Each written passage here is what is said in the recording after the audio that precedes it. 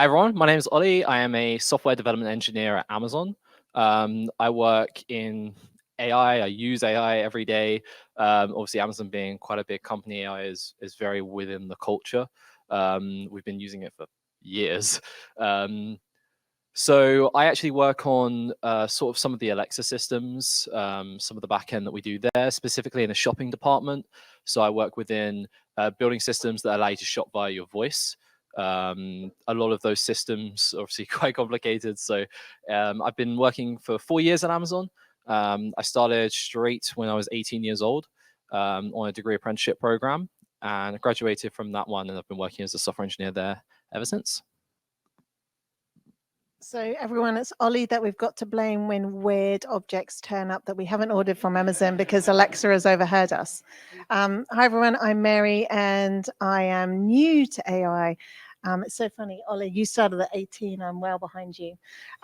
So we are Simpler with AI, and we are looking at helping organizations embed AI and use it. So when I talk about AI, the platform of choice at the moment is chat, and we're about solving practical real world problems. And that's what we do.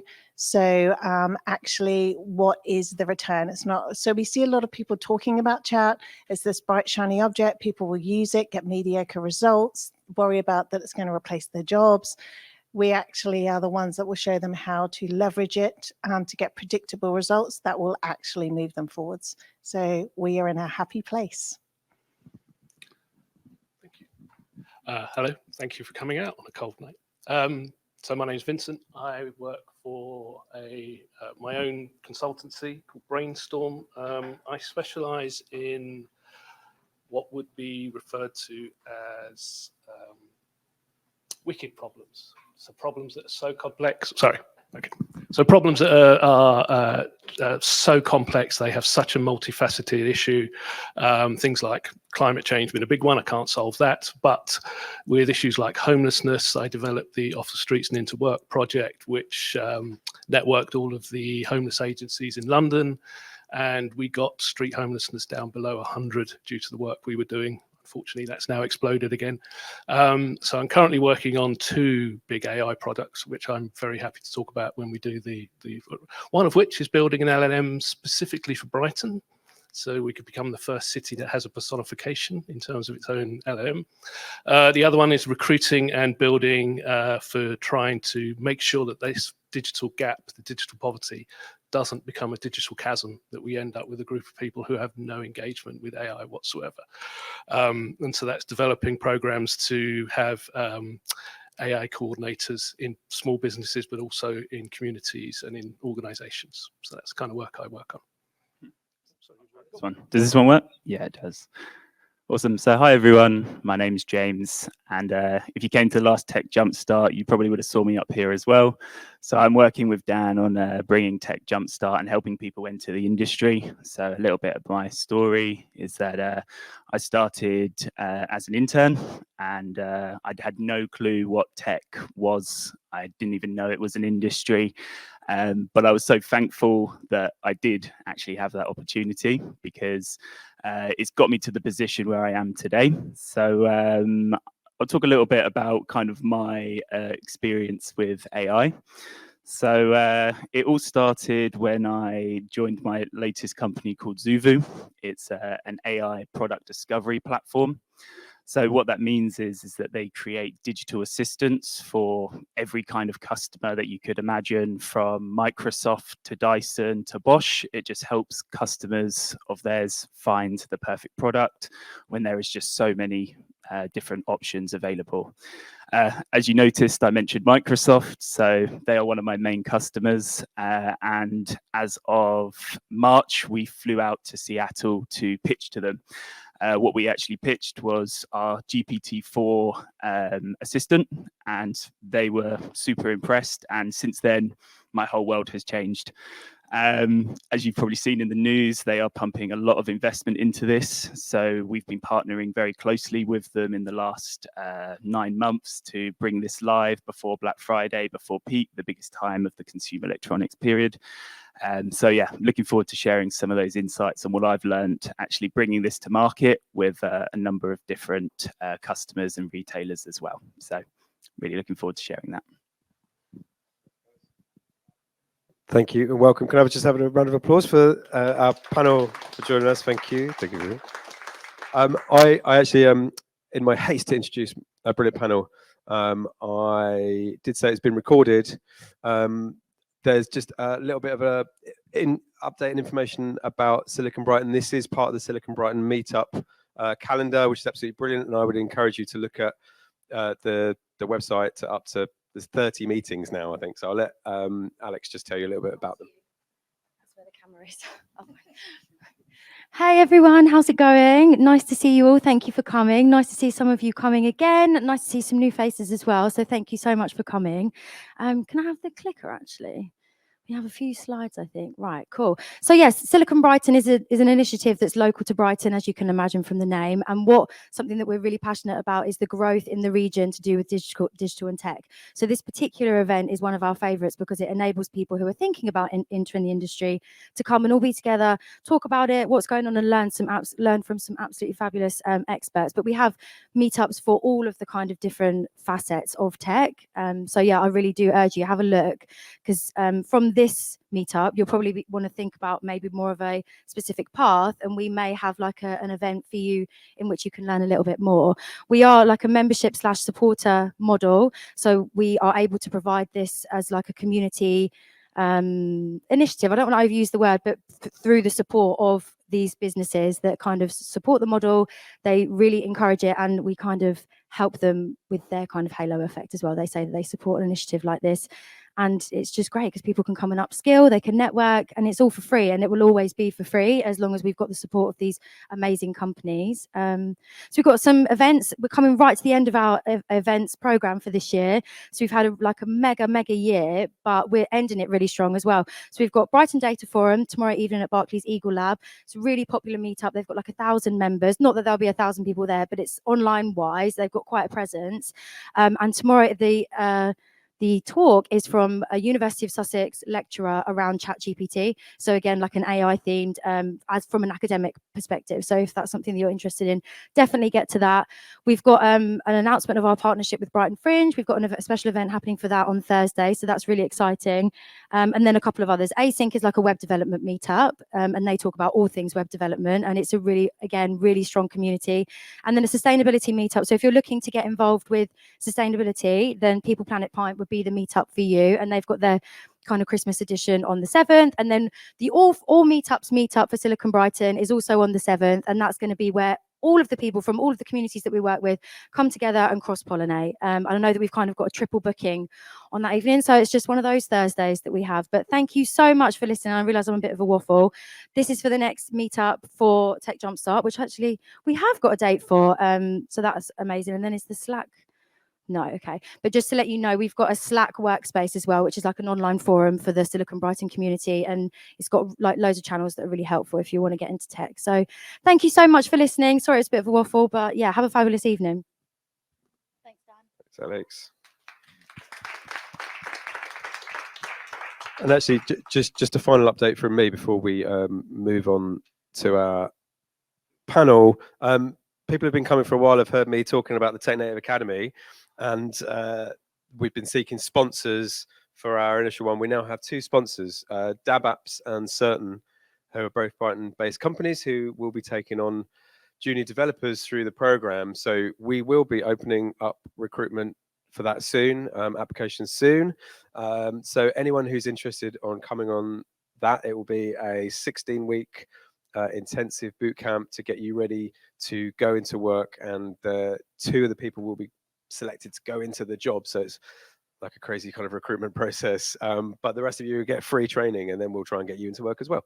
So check out the website for that, and come and speak to me afterwards if you're interested in that. So let me come back to my panel. So I'm just going to ask one question. It's a really big question, but just to frame some of the discussions you might have around the table, how do you think AI is going to impact on the sort of jobs and skills that are going to be needed in the future and over the next 10 years? These guys going into work now, what's the jobs landscape going to look like over the next 10 years? Is a long time in AI. So in the next few years, I'm going to pass it to Ollie. Yeah, I think AI is just going to allow us to do more. That's the biggest thing about it. There's a lot of part of, as my job as a software engineer, there's a lot of parts that are really monotonous, a lot of things that we kind of have to repeat on a regular basis, things that we can't really automate with non-AI based tools because they're too complicated. They still require that human initiative and judgment. But we spend all that time working on those areas and not working on the big picture, the big things, the really complicated issues that take time to design and build. So AI is going to really automate those things. And what I'm talking about is bug fixes. I'm talking about version upgrades. I'm talking about little things in programming languages or design considerations, or even sometimes might be legal compliance, things that we kind of have to change that we don't really want to, that kind of just effort on our part just to keep it going. We call that tech debt in the industry. It's going to really automate all of that situation and alleviate that pressure from a lot of jobs. So, you hear a lot of people saying it's going to take my job. It's not. It's just going to make it easier for you to do your job. And I'm already seeing that as a software engineer. We've got code automation tools. You might have heard of Amazon's Code Whisperer. That one's a brilliant one. Just kind of automate some of the code that we're writing. And again, this isn't solving super complicated problems. It's solving boilerplate code that it just takes forever to write, that you have to write and everybody knows it off by heart. And then it means that you can take that weight off your shoulders and spend more time doing the important stuff, which is the innovative stuff, the designing, the building the systems. So at the end of the day, it's just going to allow us to do more. Yeah, I'd agree with that. And I'm thankful to be going second so I don't hear everyone else saying my good ideas before it gets to me. So I'll come at it from a slightly different angle because I'm not in the same area as you, and I understand you're all in tech. There is a lot of fear out there about it's coming for my job. And what I would say and what we're hearing the industry say is that AI won't replace humans. Humans with AI will replace humans. So there's a lot of, and it's amazing. So we're on the kind of coal face, if you like. We're actually implementing it. And I made this massive assumption that tech companies would be on it. Like you'd speak to CTOs and they'd be all over it. Oh my goodness, no, absolutely not. The higher you go up and the bigger the company, the more resistant they are to it. Really interesting what we're seeing play out. There will be disruption. I was speaking to a head of HR in a big kind of really tech-strict service company, and she was saying, we've got a lot of people that are producing content. We don't need them. And so the conversation I had with her was, it depends on the kind of company you are, because what it means is you've already got resources you've budgeted for. Where else can you use those resources? So kind of what you were saying, it is going to lift the load. It is going to make people more productive. And one of the big things, a lot of our companies that we work with are in the States, they have a different work ethic. And the thing we hear all the time is overwhelm. And it's really going to help that overwhelm. The other area that we don't really talk about is the performance coach area. There is a big role for chat in actually helping us perform better and acting as a bit of a coach. And there's a role for that within organizations and within what we do professionally that I think will actually have a big impact on our work-life balance. I don't think there's a crystal ball big enough, to be honest. About 6 months ago, I remember talking to some professors at Wharton, and they said, even if we stopped everything with AI now, it's going to be at least 2 years before we discover the depth of what it can do. That was just then. This week, they were talking about it, and they said, if we stopped now, it's 10 years that we would take before we got to the end of this. And just this week, AI was declared a GPT, a general purpose technology.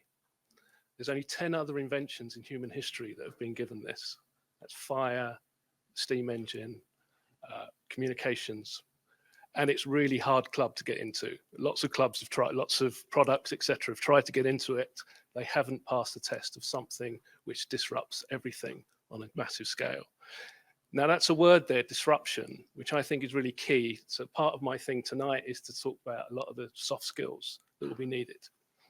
Disruption is when the unknown comes to you. exploration is when you go into the unknown. You have to choose whether you're going to allow AI to be disruptive or whether you're going to see it as a constant exploration where you will be at the center of it. And that way you will, and this idea of AI taking away our sense of agency is something we have to crush. And we have to pass that on to other people. Now, you guys have already, just by the fact that you're here, have already shown that on that technology adoption curve, we are still at the intersection between innovators and adapters and early adopters. We haven't even come close to where the general population. We know that lots of people who took on board GPT just saw it as a glorified Google search and have dropped it, and they haven't understood the ideas of prompting, etc. I'm going to stop there because it asked me the time and I'll build you a clock. Sorry. Yeah, I think I just got one more thing to add, really. And it kind of goes on what Mary said. It's that when you're actually talking to other customers, so for instance, Microsoft, they are all AI. You will speak to the most cleverest developers, architects that you will ever meet. But then when you start then talking to other companies that, perhaps haven't thought about AI, it's really apparent just how little knowledge and confidence that is there. For instance, a second customer that we were trying to show this technology to was Dyson, and that week their compliance officer had said, no more using ChatGPT within the workforce. So again, it's very much how I see the jobs moving, is that you need to be ahead of the curve. You need to get as much information as you can about this, because that's going to ultimately set you apart from anyone else. Thank you, guys. That's a good start to the conversation. I'm now going to ask everyone to move around the table, and we can carry on this conversation with these guys on a more one-to-one basis and chat to them. So there should be 4 different tables. So there's one there. Okay, so how is everyone doing? We are on the live table, so we're going to be recorded as well. So what we'll do is, how we did it last time was that, we'll just have a conversation. If you want to add something, we'll pass the mic across, and then we'll start filling this out. So I guess we'll probably start with future jobs. What do you guys kind of think of future jobs? So for me personally, what I really loved and what really kind of got me behind the idea of how AI can benefit the workspace was the, use case of law. You think there are paralegals, millions of them in the world, that are having to sift through tons and tons of information. But I think what probably one of the future jobs is going to be is people that are able to use AI. So it's going to be a ChatGPT researcher, an analyst, but maybe one of the qualifications is going to be, there's going to be certifications for ChatGPT, or just like there is now for Google. I wouldn't be surprised if that was a thing. So the responses to do for that particular industry to get ahead. I think we were having a conversation earlier about coding, and you were saying that you're often testing the code that's being produced by ChatGPT. So do you think there could also be a potential need for like a quality assurance of? That's really interesting. So I was saying earlier, so I do web development, and I've done for many years. And so the question I was asked was, well, do you use it on a daily basis? And yes, I do. If I run into coding errors, I will have at some point throw the code into ChatGPT and say, okay, what have I done wrong here? And it'll say, oh, there's this. Oh, right, yeah, okay. And it saves me a hell of a lot of time. But there are times as well when it gets it wrong. And quite fundamentally, it gets it wrong. At a very basic level of coding of coding language, it will suggest things that you just know that even a beginner would say, well, you can't do that. And what I've found, which is quite interesting now I sort of think about it, is this is probably isn't relevant to the question. It's just more of an observation that's popping into my head. It's making more and more mistakes recently, and I don't know why that is. But when I first started using it weeks ago, it was spot on most of the time. But just recently, it seems to be making more and more mistakes. And I don't know why that is. I don't know whether it's because it's just moved too fast in the last couple of years to catch up. Because there was a date when it said, I know everything up until that was it. And now things have moved on. And I just wonder whether that has put a few strains, and I don't know. But anyway, that's just an observation. No, this is an The interesting thing that worries observation. me about, we talked earlier on about, somebody mentioned that a job's going to be lost. And I'm more of a pessimist. I think the jobs will be lost. And I think you mentioned an area of paralegal, legal companies. So if you consider how many legal companies there are in the country, how many are large companies and how many are small, artificial intelligence within the legal community doesn't depend upon what ChatGPT says. It says it comes from taking past cases and history and intellectual property from that company and then throwing it into a neural network. And then using that neural network internally to be able to create like a ChatGPT, but using the company's knowledge. So you can imagine the bigger companies are going to be able to do this kind of thing very easily and have a lot of knowledge that they can use within their engines. The smaller companies are going to struggle. And so that's going to make the bigger companies even more competitive against the smaller companies than they even are today. So it's like, how do the small companies get access to this in the same way and be able to leverage it that the larger companies with? And I don't know, but I think if you replicate that across many other industries, you potentially, do have problems where smaller companies find it difficult to replicate that intellectual property within the neural network. And so in terms of the future for jobs, it's how do you negotiate all of that? I don't have the answer. That's just a question. Well, I'm also a software engineer. I use ChatGPT a lot, especially for translating code. So I'm a JavaScript developer, but I've been working on AI and trying to come up with machine learning models, and most of that is done in Python. And yeah, I could just spend a lot of hours and a lot of time trying to learn Python, or I can just tell ChatGPT to translate this piece of JavaScript code into Python for me, and it will do a job 90 good enough. I'll have to tweak a little things and iterate over it a little bit, but it increases my productivity by tenfold. Now, for the future, I'm an optimist.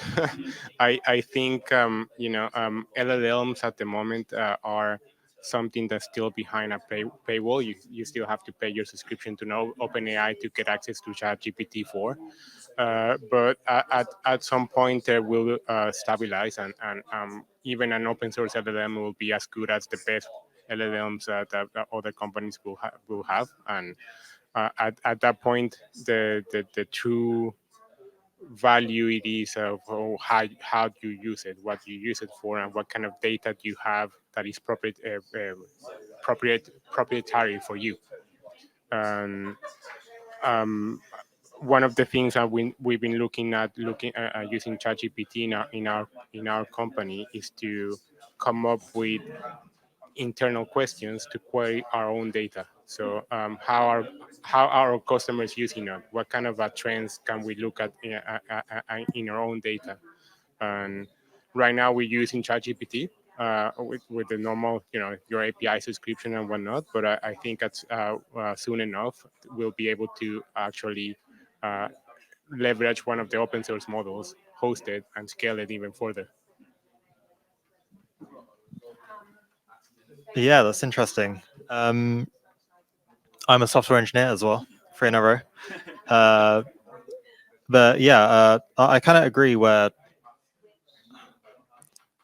in my eyes, I think AI will come pretty slowly. So I think in terms of the internal models and companies' own LLMs, especially big companies, I think they'll be kind of under the radar. So they'll kind of hide it for a while. Not like intentionally, but naturally they have their own IPs. They have their own data. It will naturally not leak for a long time. So I agree, open source LLMs will match after a long time. But I think the whole trend will be quite slow, to be honest. For software, for instance, a good analogy I heard was that it will be like an army of interns where you can put your code in to check it and to check if you did anything wrong or if it could be a bit more efficient. But you always have to take it with a grain of salt. As like an intern, they could get it wrong. And you need to know what you're doing. You need to put it in. It gives you a quick check as it almost becomes a sanity check for yourself for a while. And I don't think it's going to move on from that for a long while.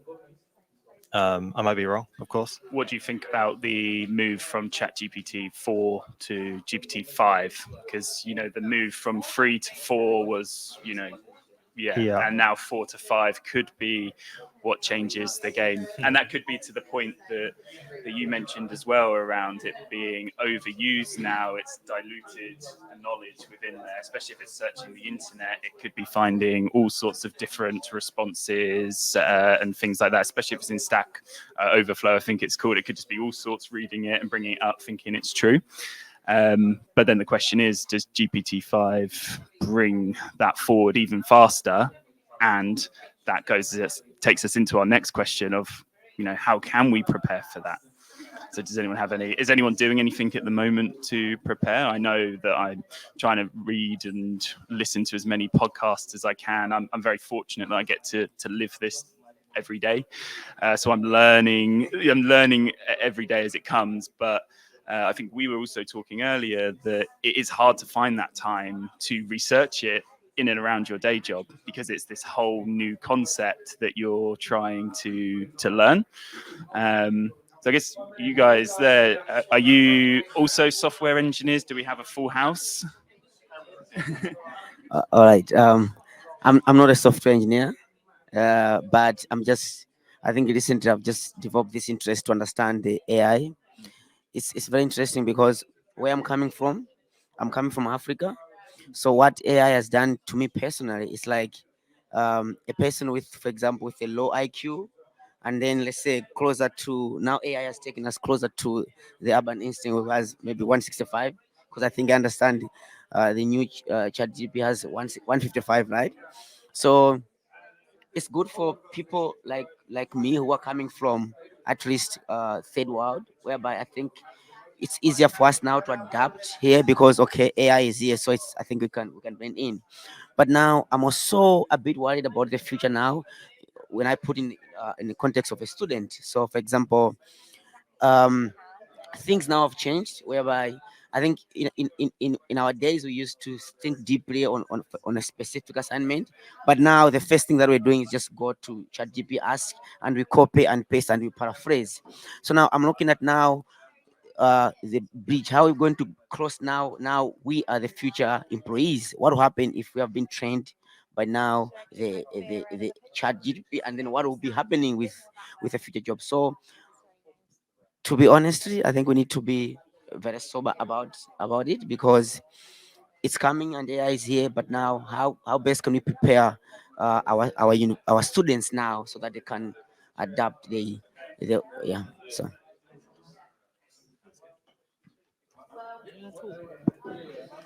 Okay, so well, hi, hi. I'm just going to add to the discussion that was already here. For me personally, I'm coming from a very technical industry. I'm into regulatory, and I'm in regulatory in a space where there's a lot of like technical disadvantage in terms of access to resources.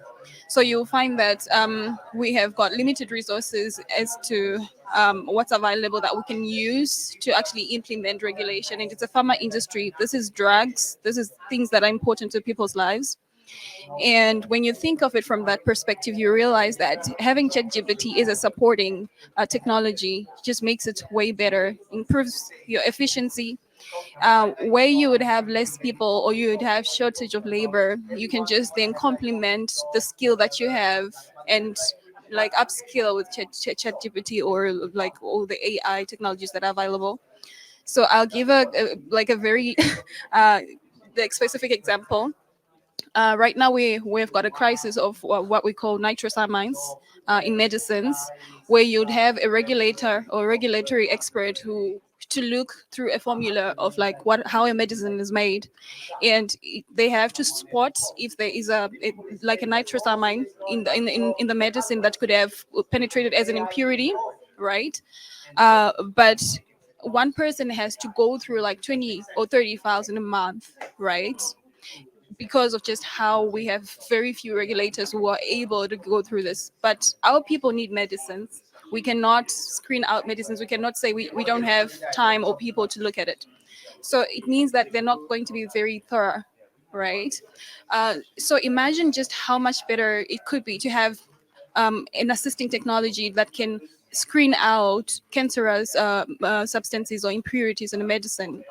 Well, you would need an expert to do what you like quality control, but it would limit the amount of error to specifics that can be dealt with.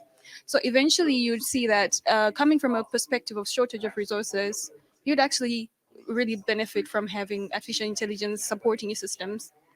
And yes, I heard that you said bigger organizations may tend to benefit from this more than smaller organizations. But I'm a student at the University of Sussex, and right now we're focusing on managing innovation, and we're just looking at the effect of digital technologies on industry.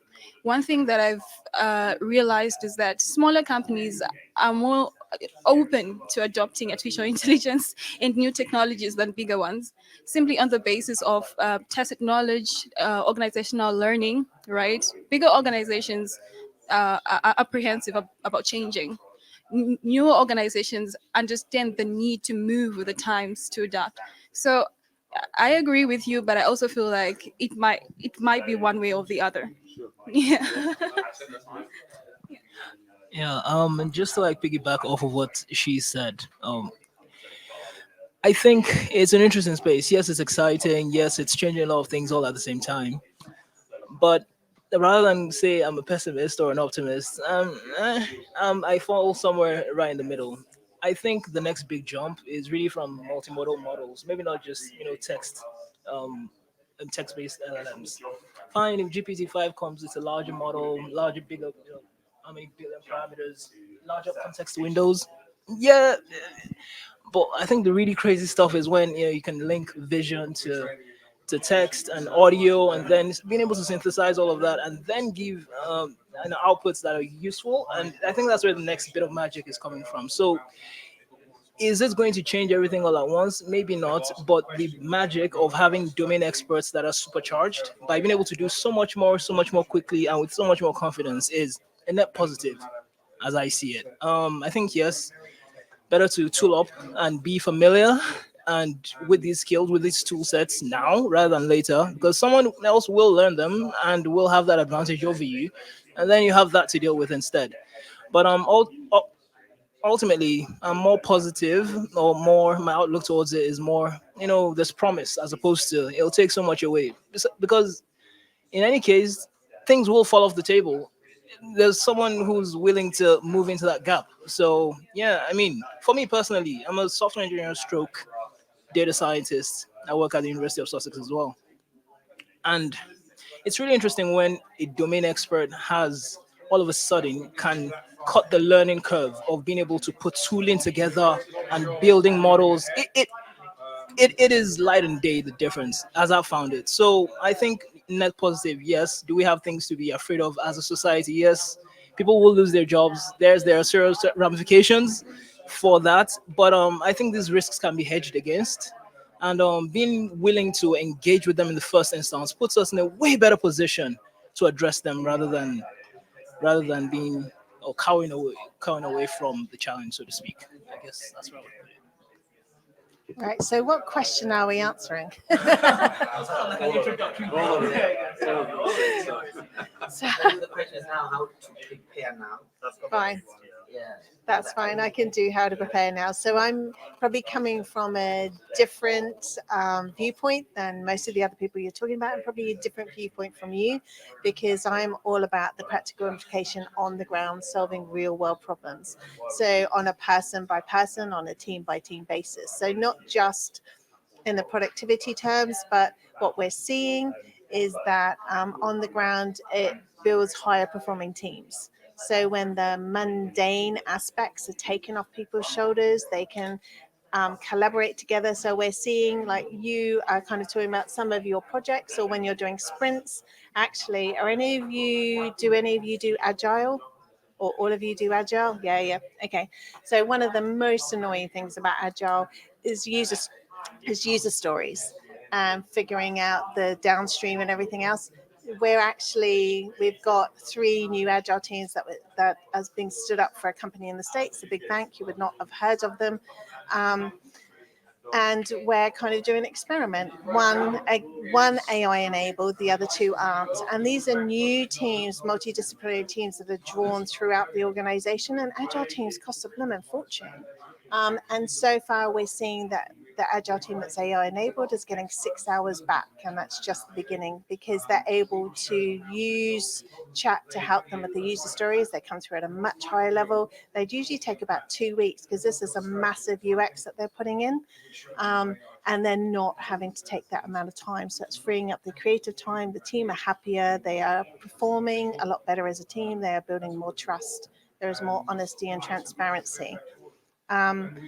So yeah, it's interesting to see the real world examples, and that's where we firmly sit in trying to help people get over their skepticism and fear.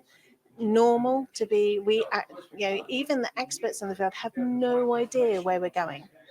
The whole thing is, you can either embrace that or wait, and if you wait, you are falling behind. So it is happening. It has happened. The genie is out of the bottle. It's just about how you work with it. And it's that level of resiliency and being able to pivot is probably wise, because that's exactly what we did. We pivoted hard this year, completely stopped what we were doing. We saw that very quickly someone with a £20 subscription would be able to start replicating what we did. We thought it'd be faster than it is. Actually, we probably realized that we're years ahead of schedule. But that's fine. We are now pivoting. Gareth is so funny. My husband, he was like, went through the 5 stages of grief in a day, but really sorry for ourselves. And like, okay, so what are we going to do? Are we going to ride it, or are we going to be swept away? So yeah, that's what we're doing. We are having fun. I'd like to ask you something, because of your background. I'm interested in knowing how as a leader in an organization, you can actually okay, so there's this concept of crossing the chasm with innovations. You've got the people who are really open to adopting technologies, right? So I assume that even with organizations, you're going to have those that are like quick uptakers, but then there are those ones that are going to really be very they're going to resist change. Yeah. Right. What I'm studying right now is managing innovation and the strategies of actually doing that. And now I'm interested in discovering how you have been able to implement this crossing the chasm, from getting people from being hesitant to welcoming and eventually diffusing artificial intelligence and learning in their organizations. That's a good question, and you make me sound a lot cleverer than I am. So there's 2 ways of doing it. One is to identify a champion. Generally, the higher up the tree or the higher they are in a silo, the better, because they will champion change. What we're finding is that there's a huge amount of stress and anxiety, like everyone's talking about it, we need to get on it, we're missing out, we're being left behind, so that competitor advantage. The other area from our point of view that we focus on is the growth and revenue area. So what we will often do, which you kind of heard me talking about with the agile teams, is pick one team, use them kind of as a case study, and then roll that through the organization.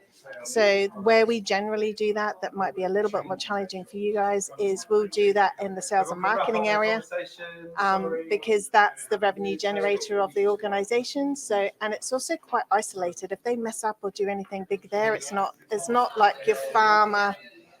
Yeah. So, but pharma, I can put you in touch. There's some great sandbox applications that you can play with AI with, specifically set up for pharma, and I can connect you up with somebody who knows about that a lot more than I do. Yeah. So find a champion and leverage the heck out of it.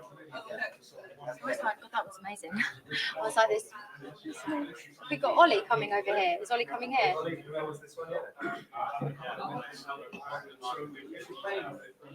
Nice one, everyone. It looks fab as well. I'm like, oh, so happy. Hi, are you comfortable with this? Yeah, cool. So this is your microphone. And this is attending microphone. Yeah. Awesome. Camera's there. So yeah, as long as you're kind of where I am, pretty much, then you'll be sweet. Thank you so much, Lovely. everyone. Thank you. All right, where do we get up to now? Yeah. Wrong question 3. Okay, I like that. How do we leverage? All right. Should we open it with you guys? Do you guys have any immediate thoughts, and then I can kind of jump in and advise where I see it going? Pass it around. So I have a question for you. You work in Amazon. What has blown your mind using AI? That's a great question. I think for me, it's the speed that we've been developing. I mean, Amazon's been using AI for years, right? In the little drones that move the shelves around, in the big drones that deliver the parcels. We're starting to launch that next year. In validating product information that goes on the website, and making sure that the images on the website don't contain anything that is inappropriate or incorrect. It's everywhere across the business. But in the last year especially, it's gone from something that we use internally to something we're trying to get other people to use. And that's been a big jump through AWS and Amazon Web Services, bringing down the cost of AI for smaller businesses and medium-sized businesses. It's blown my mind how quickly that's evolved, and how awesome those tools have gotten in such a short period of time.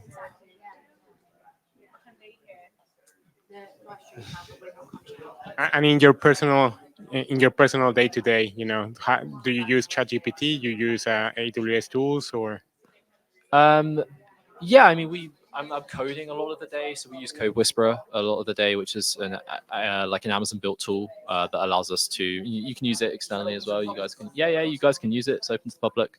And it like generates code for you. But a lot of my job is actually focused on building and deploying the AI itself. So it's like you can't use AI to build stuff that AI doesn't know about, right? It's like it needs to have that knowledge, and that's a really interesting point around AI, and that brings in that debate of what's the limit going to be. And I don't think we know that. Obviously, we're talking on the panel earlier about we're not going to know that for years. But it does beg that question: how far can this go? I think it's going to go a very, very long way, and there's a lot of very exciting things to do with it. While you're speaking, I just thought about something with regards to how the whole leveraging AI. I'm sorry, I keep referring to pharma, but that's where I come from. That's all right. When you think about it, one of the ways that we need to start preparing is to include AI in our policies and in our frameworks of how we're going to be handling work in the future. As of now, governments or regulatory agencies are silent on adoption of AI. But what we know is sooner or later it's going to get into the system. But it looks like nobody wants to address that elephant in the room right now.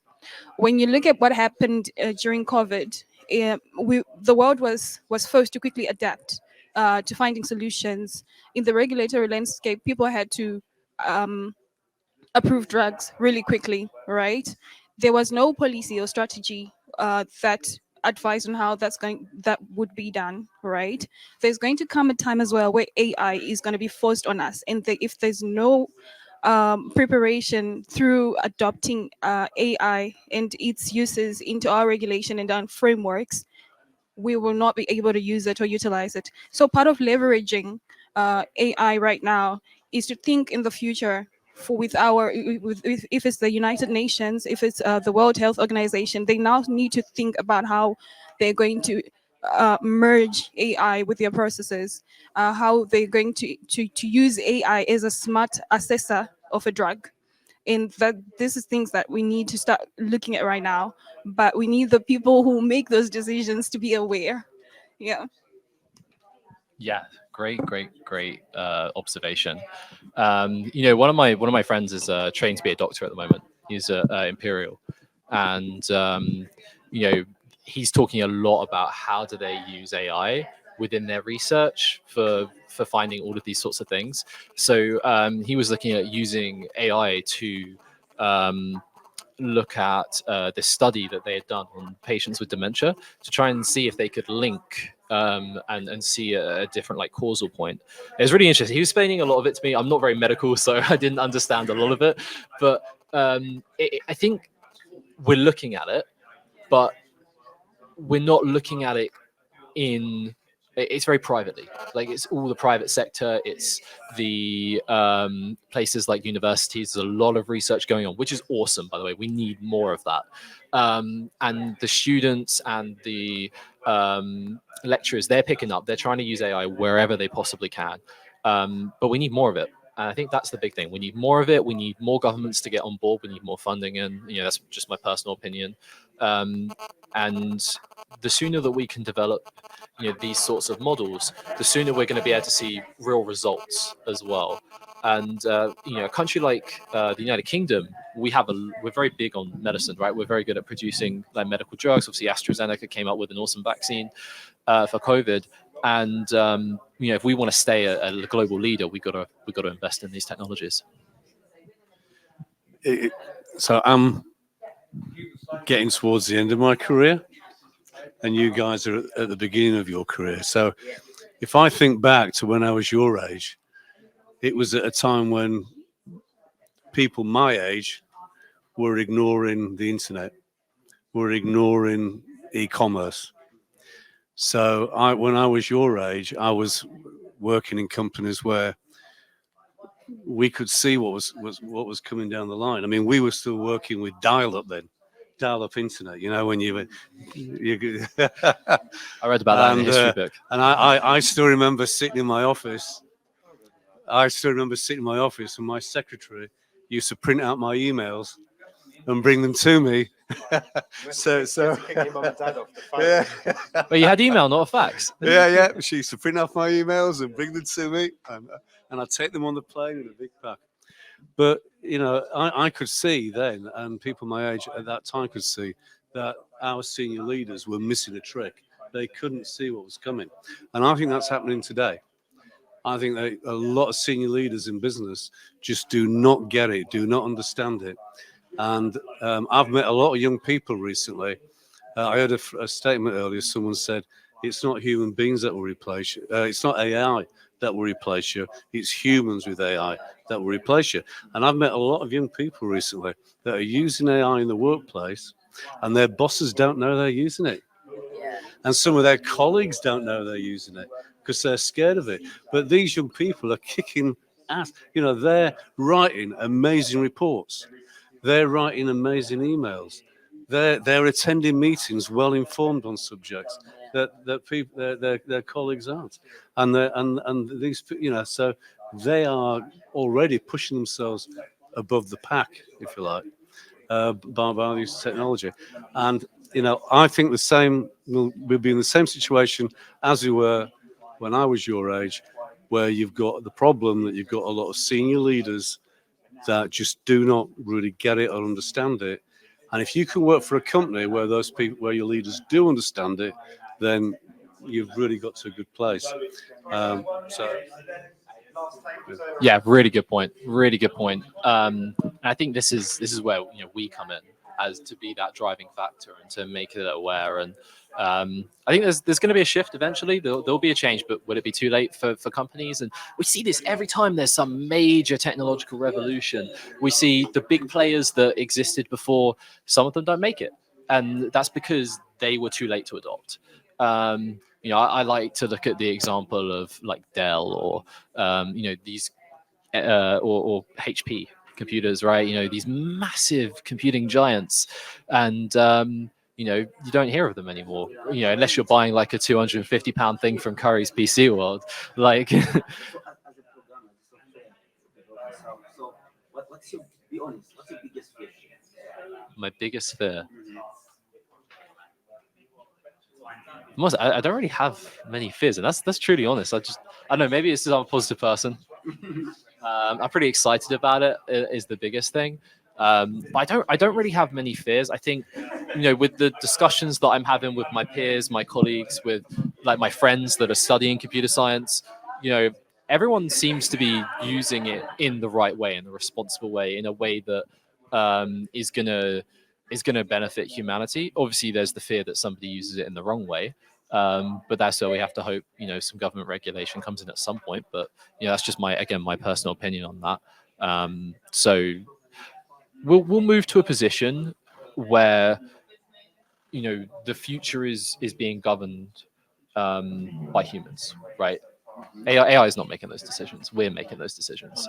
So I think as long as humans continue to stay in control, that's fine. And I have no fears of anything else. Humans stay in control. What if they? They will. I have But no. already I have no worries. We control it. We're offshoring a lot of You those were, yeah. You watch decisions too many already. movies. Yeah. I watched this other movie where AI was taking over. Sorry, guys, can we turn around now? Right, I gotta move on.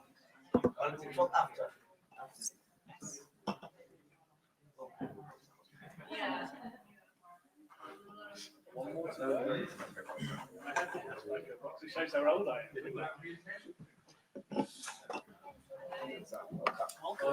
Welcome. Evening, everybody.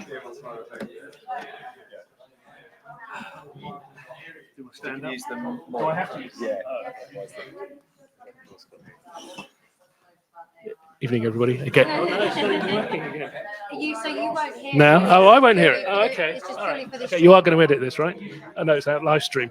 Brilliant. I can't even fluff my lines. Fantastic. Oh, no. If anyone asking a question, Yes. Okay. All right. Cool. I'll open this at some stage, but I'm going to keep it under wraps at the moment. So what do you want to do? Do you want to go through the questions as we did before? Or do you just want to fire stuff at me and I can try and talk to you? Well, I mean, a quick question for you. What is the use case you mainly use AI for, and how do you see it, you know, expanding? To be honest, I probably use it 12 hours a day. I have it on permanently. I have ChatGPT's voice activated, who sounds very much like, they deny it, but she sounds exactly like Scarlett Johansson. and she denies. She sort of says, "I'm not Scarlett Johansson." And you're like, okay, not Scarlett. But I mean, for me as an individual, it takes up so many. It can do so many of the roles that I would normally have to either do myself. So I can act as a one-person company. So I can have it acting as my accountant side of stuff. I can have it doing my tax side of stuff. I can have it keeping an eye on my income streams, etc., etc. So there's really, genuinely with this thing, which is why I kind of emphasized earlier on, it's a massive thing that it's been declared a general purpose technology. There are only 10 in the whole history. There's lots that have tried to sort of sneak in, but really, so when it's up there with fire and the steam engine, you know you're looking at something which is changing the world forever. So I'll give you one idea. So I'm starting to attract lots of interest from overseas, and it annoys me that the Google Translate and I also feel, you know, I feel it's terrible. So I used the thing today called Hygen. You might want to get it's called HUYGEN. So I uploaded 30 seconds of me talking to camera, and it produced back a perfect AI replica of me. I then wrote a script, typed it in, and it then spoke all my words in my voice perfectly with all my hand gestures, all completely AI generated. I then pressed a couple of buttons, came back 3 minutes later, and it gave me giving that speech in perfect Mandarin. I've never spoken a word of Mandarin in my life, but it kept, and with my lip movement, my voice, everything in perfect Mandarin. That's what AI is doing. And this is what it's interesting that a lot of the Silicon Valley guys, because they're quite narrow in their focus to who they're appealing to, they aren't appreciating. When we talk about AI being absolutely fantastic for collaborations and for people working together, we're talking global. We're talking everybody being able to work together. No matter what language they speak, you will be able to, within 6 months, in absolute real time, you will be able to converse with anybody who has the similar system as you do. Or even if they don't, your system will be able to convert them. Now, that is a leveler. That's one of the huge levelers that we need to do, which is why my concentration is on the soft skills, because AI offers you this perfect teacher. She will they will utterly learn to your style, and they will never criticize you. They will never tell you you're rubbish. They will never say you're late with your homework. They will never ever do. They will work entirely at your speed, and they will reiterate and keep talking the thing and get you to understand and come up with new ideas. So that's for virtually any topic. But what it can't teach is the soft skills. And this is what recruiters are looking for more and more. People who are able to show the soft skills of entrepreneurship to your ability to self-motivate, but definitely empathy and your emotional intelligence. And already, it's true to say people whose jobs involve the most empathy are currently at least risk of AI, or at least it's going to be a while before it gets to them. Doctors, nurses, in terms of the frontline work, social workers, counsellors, those kind of things. But that ability to communicate for collaboration is going to be it's going to be a key skill that those skills are ones I pulled out that the human resources leaders are already saying are the ones they're looking for, because they want people who know how to work collaboratively and empathy, because we can't compete with AI on a one-to-one basis. We can hold our own, but when more and more we're like musicians, or what I take to be is we're more like conductors.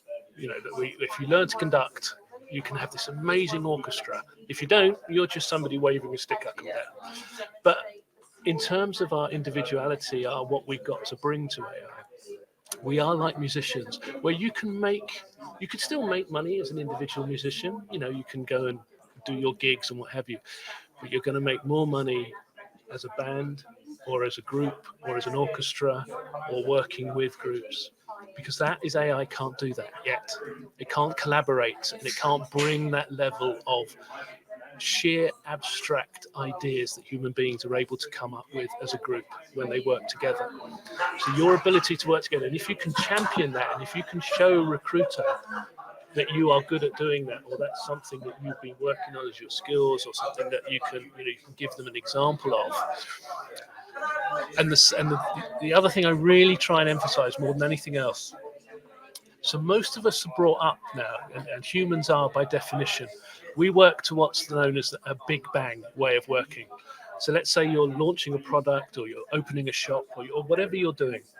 You'll go away, you'll do the research, you'll do all the things, you'll get the shop, you'll make sure it's all kitted out, and then at a certain date you'll have an opening, and it'll ta-da, here we go, and here's my launch. You'll do that for a product, you'll do that for what have you.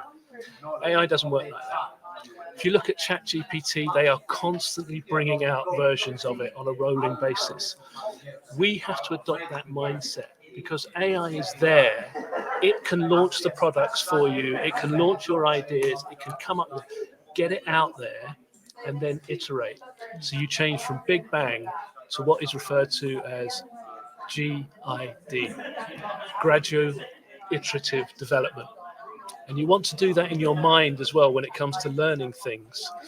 So on most ships, on almost all boats, there's the rudder, which shows you which direction you go in. And then underneath it, there's a tiny little thing called the trim tab.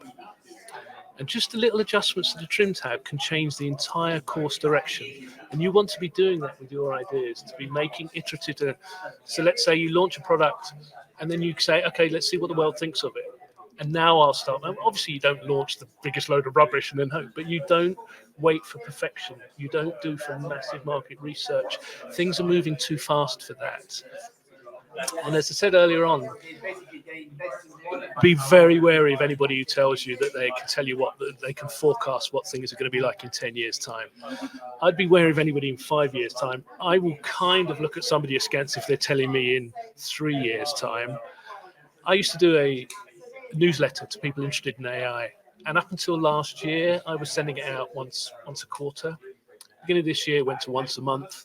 6 months ago, went to once every 2 weeks. 3 months ago, went to once a week. About 6 weeks ago, I started sending it out twice a week. I've had to tell everybody I can't do this because I'm writing about things on Monday, and by Thursday, I have to contradict myself. I'm completely at a. So the rate of change is so great, but your ability to lean into that, if you can show that you are, which is why I really tried to emphasize earlier on, that disruption, that's when the unknown comes to you, right? We think of the, but exploration, that's when you go to the unknown. If you can show that to recruiters, if you can show that to potential employees, if you can show that to people you want to raise funding for, or you can show and demonstrate that to people that you understand this concept, that it's not, you don't see it as disruption, you see it as exploration. The fact that you're here tonight, again, I put that in your CV. I'm constantly exploring AI. I don't see AI disruptive. I understand it's disrupting the world, but I don't see it as disruptive. I see it as something I want to explore. It flips the paradigm. It puts you back in the saddle, and we need to be back in the saddle with this. We need, because it's so easy for us to go, and most people are. Most people are going to wait until it's too late. And AI, as one of my fellow speakers said, AI may not replace you. Someone who knows AI will replace you. And so it is it's there, and it's embracing it. And do you know what? We have to live with it. And it's, again, people are going to have, it's not going to go away. It's not going to disappear tomorrow.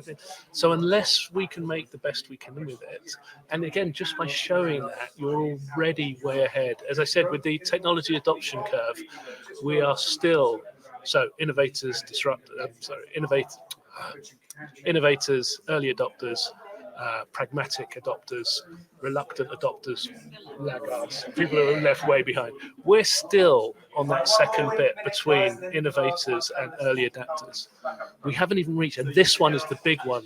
And this is where all the opportunities are going to be, because there's going to be loads of people adopting. You're already ahead of that. So you can really, really start to use that.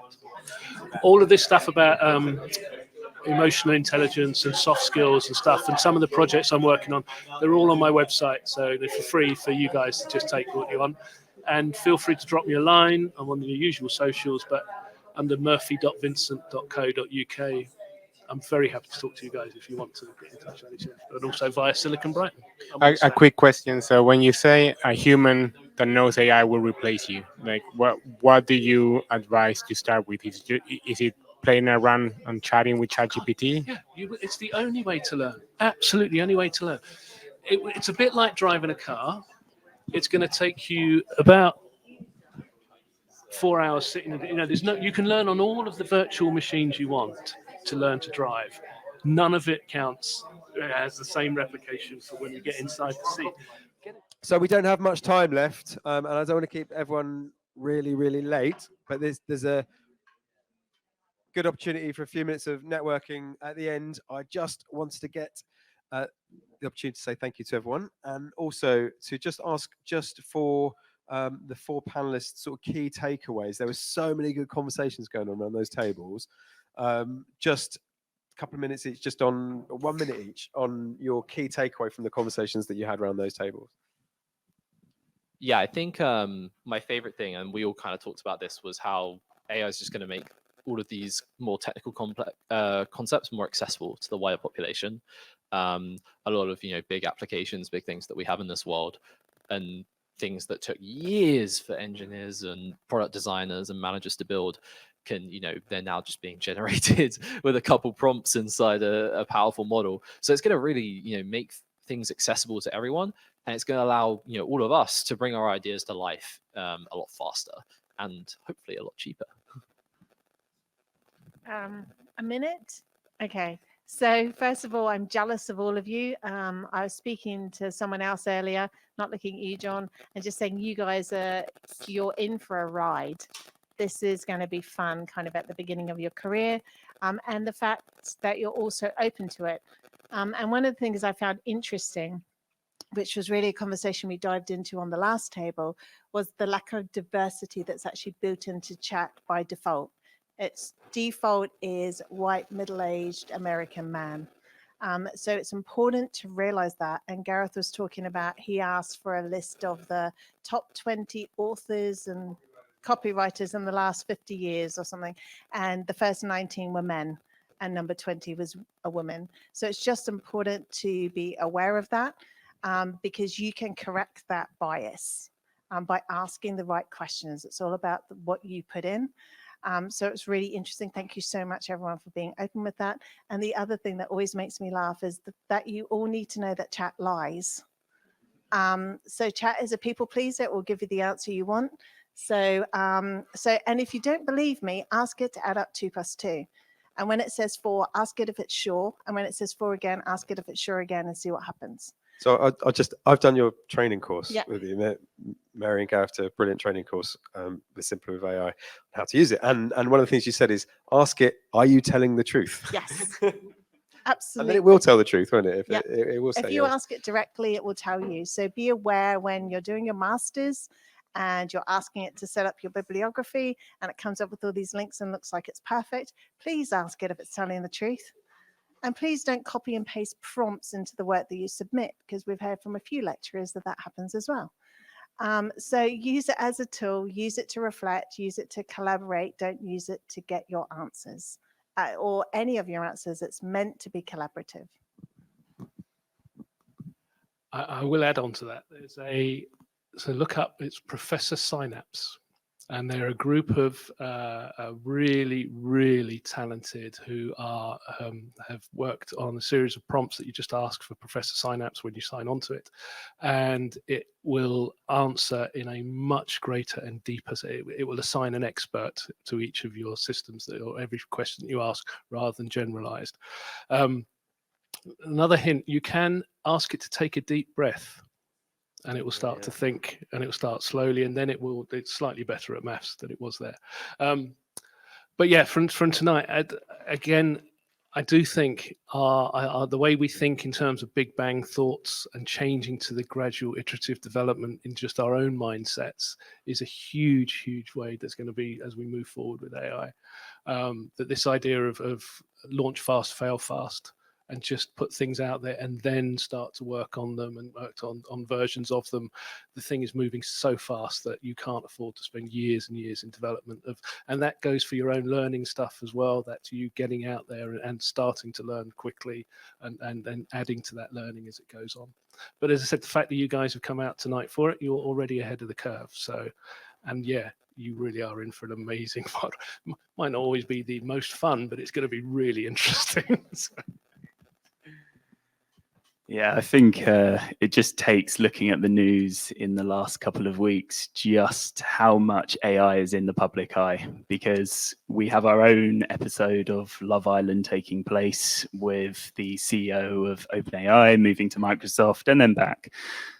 But what really kind of stuck out for me today was that, we're really seeing that although it's in the news, there is still a gap of knowledge. And because it is moving so quick, you don't have to be that far ahead of your knowledge to have that competitive advantage in the industry. So I think it's taking those small steps, riding the wave with all of us and coming to these sessions to really make sure that you're setting yourself apart. Thank you, guys. Big round of applause for our panel.